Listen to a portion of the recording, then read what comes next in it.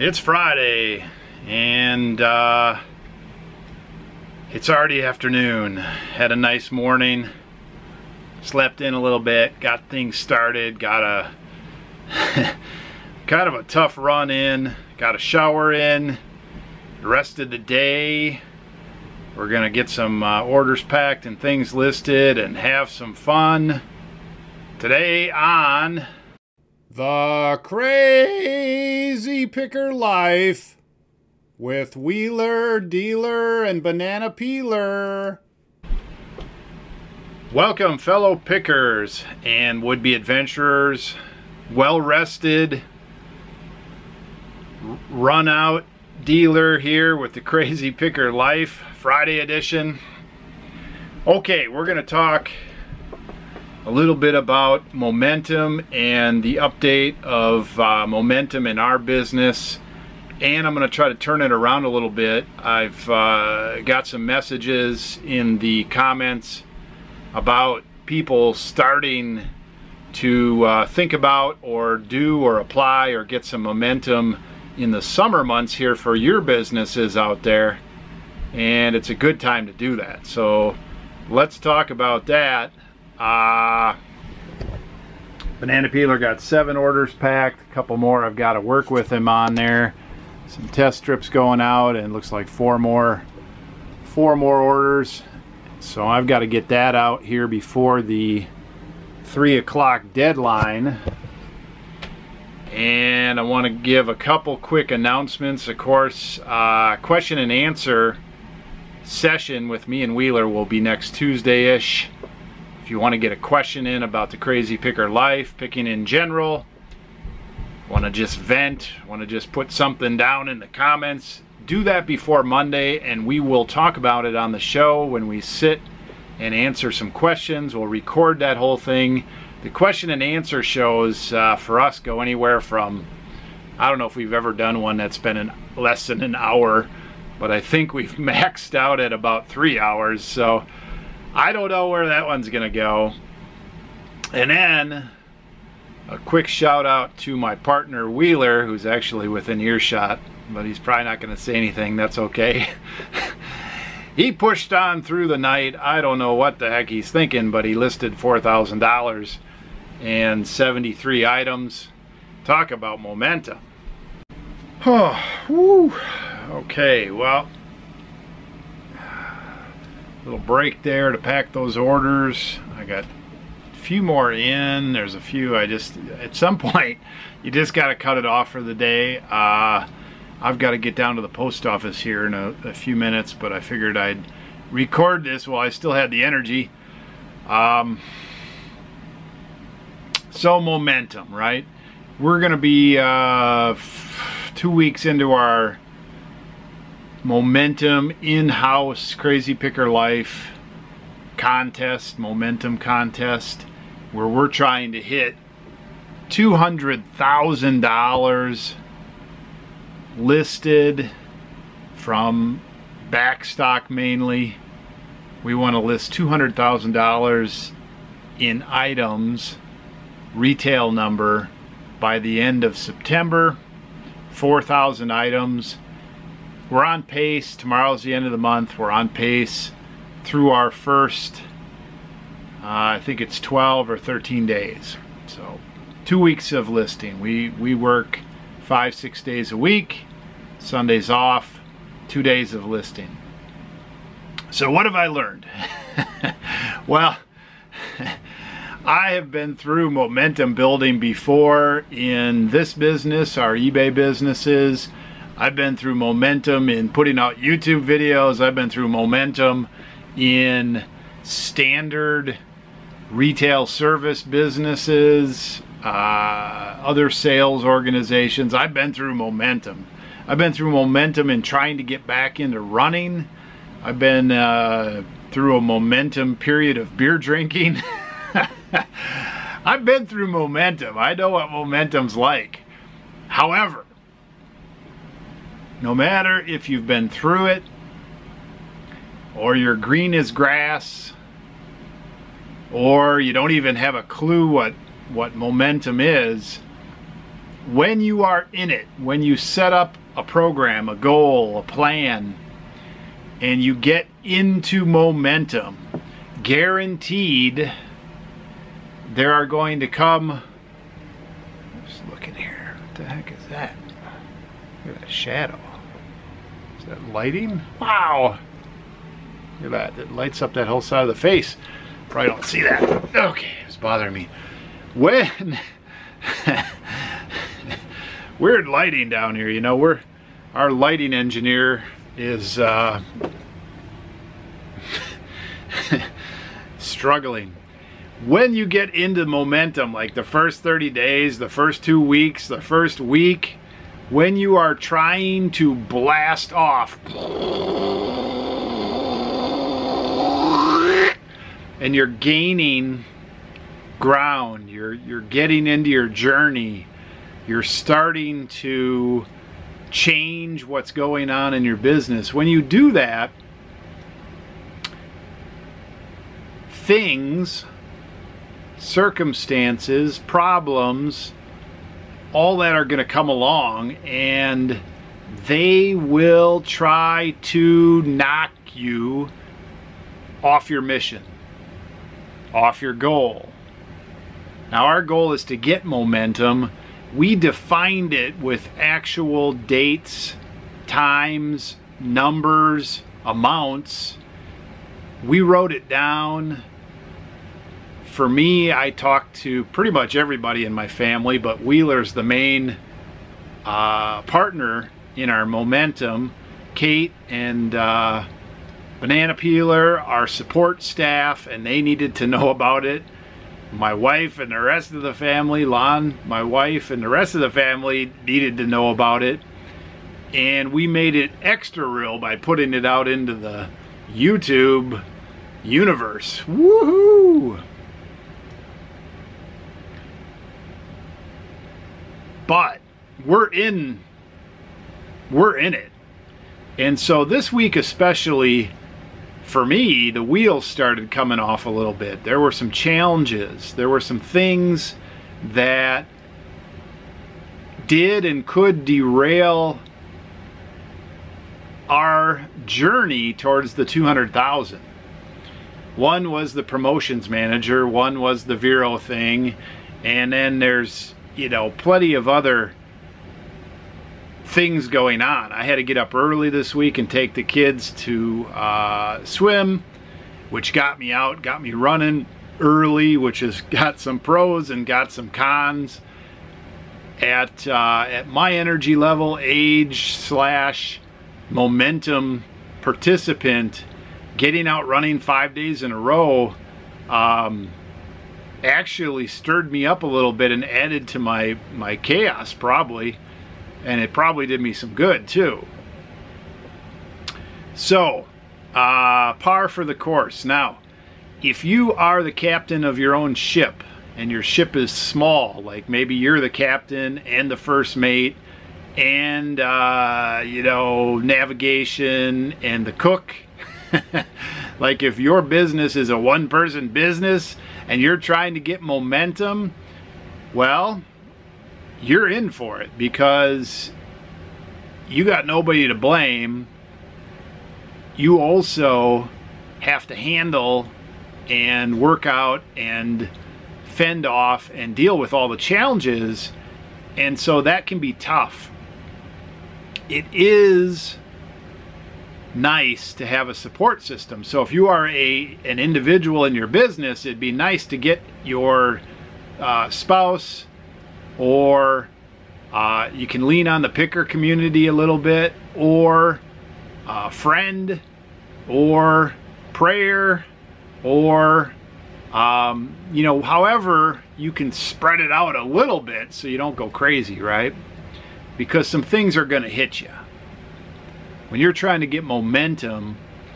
And if you're a race car and you're like, okay, I'm going for the big race, and you get out there and you squeal your tires and you're going through the gears and you're, you know, starting to feel the wind, and you're starting to feel the speed, and you're starting to stress the tires, and you're going around corners a little too fast, and you don't see the finish line, and your gas tank is heading towards quarter tank or lower, and something crosses in front of the road and you gotta swerve a little bit. Those are challenging times. And you gotta know, first of all, that they're gonna happen. And you gotta know that if you let them distract you too much, your main goal will fall. And that's for sure one good way to ruin momentum. So, I'm used to getting knocked down some. I've been knocked down.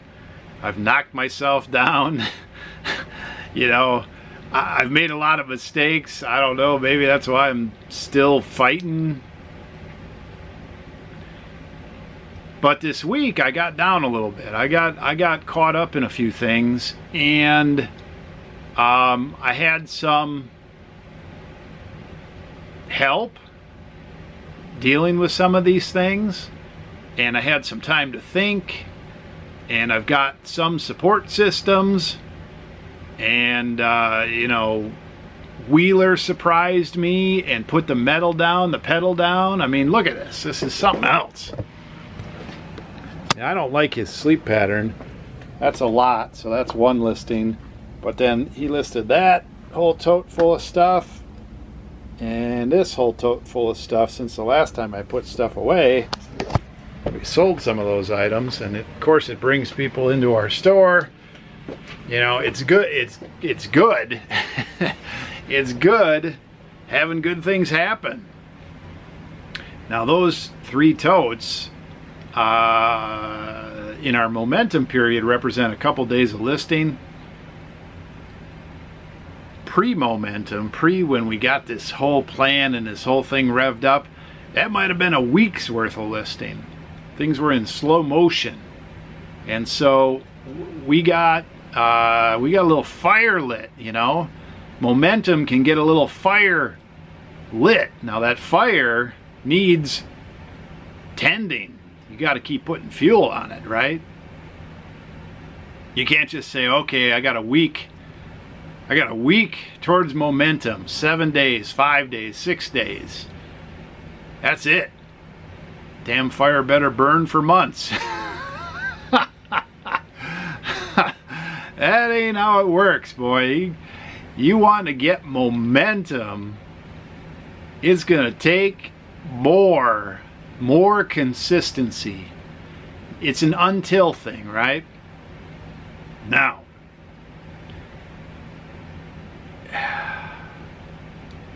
I was out on a run today, and originally we had swimming lessons, so it just made sense to run in the same spot as the swimming lessons. And so the boys and I ran around the college, and they ran 3 loops all week and I ran 2. For me, that's 3 miles. For them, that's 4.5. They're in better shape than I am, and they're a lot younger, and you know, they don't have the pressures of momentum in daily life. Although, hey, they're pretty active, right? Good kids. So today I challenged myself. Originally I said, hey, you know, we're going to go out in the country and you guys are going to run 6 miles, maybe 8. Get your long run in. Run long and slow, you know. We got a 10-mile race coming up in a couple weeks. They're like, they didn't even groan. But then it was windy today. And I thought, okay, I'm going to challenge myself a little bit. So we went out and we did a 4-mile loop, which if you come to Kansas and probably some other rural communities are like this, we have basically squares out in the country where it's 1 mile, 1 mile, 1 mile, 1 mile. It's a square with 1 mile sides, basically, right? So we have a favorite one. It skirts the town. When you run way out there, you can still see the city, Sometimes you see wildlife. Certainly you get away from most stuff except some tractors from time to time, and road graders when they're out there maintaining the road. Well, so I'm out there running with these two young bucks. Wheeler was catching up on some sleep since he was up all night. And I knew it would be a challenge. And mile 3 was into the wind.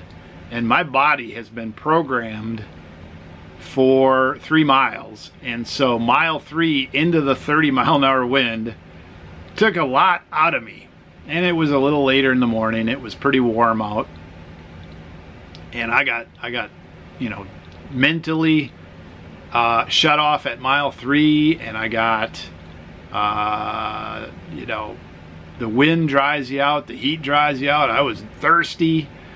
And of course these young boys, it was tough for them too, but they're dialed in at 4.5 miles, and I kept up with them and I slowed them down a little bit. But when I hit mile 3, my brain was like, oh my gosh. You know, the captain of this run, the captain of this ship is about to go down with the ship. And so I'm thinking to myself, oh my goodness, what am I gonna do? I gotta make this run. I gotta save face. I gotta show these kids that you can still make it. So mile 4 was really tough. And plan A would have been that I just ran with them and ran through the damn thing and made it my 4 miles. Plan B had to figure that out, because at 3.5 miles, I had to stop. And I just said, hey, go on, you know, I'll be okay. And when I stopped, I walked for about 100 yards. And then I was like, all right, I'm going to run, walk, and finish with some dignity here. I'm not going to just, you know, totally wipe out and have a mutiny on my hands, right? Now my kids are good. They know that I work hard. They know that I am struggling to get in good shape for my age, whatever. But for me, run walking was the solution. And what really happened is I got dehydrated. I didn't eat enough. And you get to a certain point, if you're a runner, you know what this is. You're just out of energy and dehydrated, and so it's kind of like you feel like you're revving your engine, but the wheels are not, the tires are not turning, they're not engaged, and so you just feel like vroom, vroom, vroom, but you aren't going very fast, if anywhere. So I ran walk in and did 44 minutes, 11-minute miles, and it was a tough run. It was a tough run because of the wind and the heat, and just 4 miles. So what's the moral of the story here, dealer? If you are trying to get momentum, if you are the captain of your own ship, if you got, you know, a first mate and a cook and oarsmen, oars people, rudder helpers, you know, whatever, sails folders. If you're the captain, you got to think like the captain and act like the captain, and don't throw your crew overboard. But when you're getting momentum, somebody, and it better be the captain, needs to keep the ship heading in the right direction towards the goal. So if you're the only one, you need to find out a way to keep your eyes on the goal and don't let anything distract you from it for too long, or you won't get momentum, you won't reach it. If you got a support staff, you're gonna have to, I don't know about hide things from them, but you're gonna have to express the goal and use some leadership skills to not let your crew get too distracted by the mermaids or the reef or the pirates or the seagulls or the rum or whatever comes along. If you're a captain, you need to keep everybody going in the right direction, especially if you got a plan and a place to go and you want to get momentum. That's it. All right. So the Crazy Picker Life, Wheeler and Dealer and crew, we are shaking off the week's problems, and that doesn't mean that there still aren't problems. That doesn't mean that there aren't more problems coming. That doesn't mean that I solved all my you know, Vero and trademark infringement and you know, the daily things like sales manager, whatever, promotions manager. That doesn't mean I'm not still working on those things. However, I got to keep listing. I got to keep packing and overseeing the packing, get things out on time. I've got to make sure I've got enough stuff to list. I've got to make sure Wheeler's got enough stuff to list. I got to remove all the barriers that are going to help or hurt us. I got to remove the barriers so we can keep moving forward. I'm the manager of throughput, and I'm the captain. Captain Dealer at your service. Where's your ticket? You getting on or you getting off? That doesn't sound right. You getting on the ship or you're gonna walk the plank? Give me your ticket. So who's getting on this momentum train? If you're not on yet and you want to be, get on the train, the ship, the blimp, whatever your transport is. You know what I'm saying? So the timing of getting momentum in your business, the timing in your eBay, Amazon, or your buy-sell business, if you want to get yourself positioned for a good fall, typically the fall is a good selling time for a lot of things, a lot of money moving. Now's the time to position yourself. Sure, it's a time to buy stuff, but you should be buying all the time, buying the good stuff. Gotta get momentum. Don't die on the vine. I don't even want to check my watch. I'm probably running late. I can't even see it. Nope, got time. Alright, so rumor has it if I get my work done, I'm going out to eat tonight with Lon, and I think we're going out of town. That'd be fun. Okay, I got out of Dodge. I'm heading down the road in the Honda Robot with my favorite person. Oh my gosh. That's right, my wife Lon is still kicking around. Thank goodness.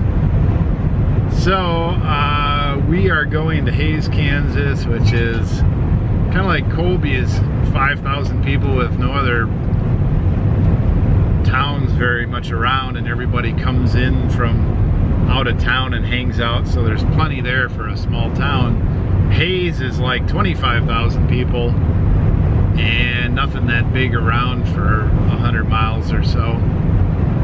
So a lot of people come in there. They've got a couple colleges and some industry and lots of restaurant choices and a brewery and all that kind of good stuff. So what are we gonna do? Hang out. We're gonna hang out. We're getting out of town. We're gonna be actually in Hays pretty soon for this race. But we wanted to go without all the kids and walk around. There's no weird weather, just warm weather. They have like a winery or wine tasting place right there too. Who knows what we're gonna do, but oh, adaptive cruise. I don't think it's gonna make the camera. I'm not gonna close out the show, but I think the show is just about closed out in case you didn't know.